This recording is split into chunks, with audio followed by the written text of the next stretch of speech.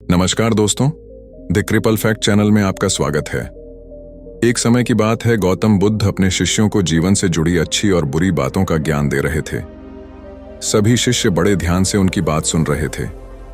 उन सभी में एक शिष्य ऐसा भी था जिसे प्रश्न पूछने की आदत थी।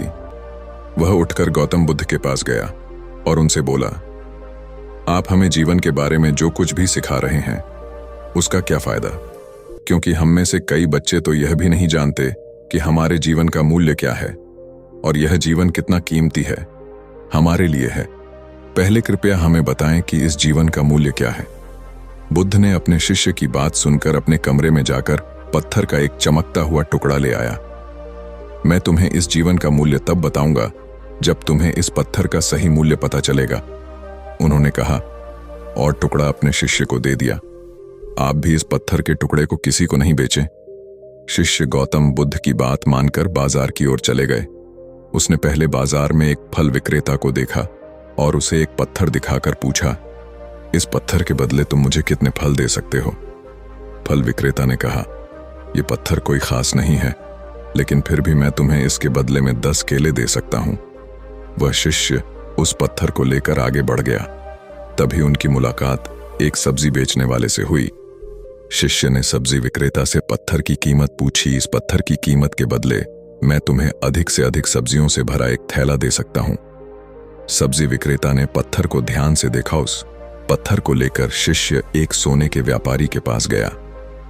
पत्थर के उस टुकड़े की चमक देखते ही सुनार ने उसकी कीमत 100 सोने के सिक्के लगा दी। जब शिष्य ने टुकड़ा बेचने से इनकार कर दिया तो सुनार बदले में 200 सोने के सिक्के देने पर सहमत हो गया, लेकिन शिष्य ने वह पत्थर नहीं बेचा।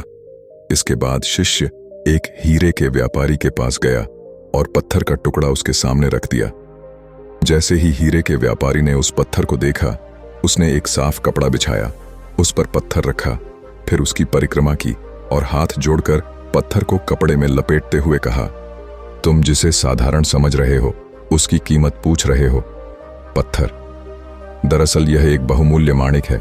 ऐसा माणिक हर किसी को नहीं मिलता। अगर मैं अपना सब कुछ बेच भी दूं तो भी मैं उसकी कीमत नहीं चुका सकता। उस व्यापारी की बातें सुनकर शिष्य आश्चर्यचकित रह गया। वह भागता हुआ सीधा बुद्ध के पास आया और बाजार में जो कुछ भी हुआ उसे बताया।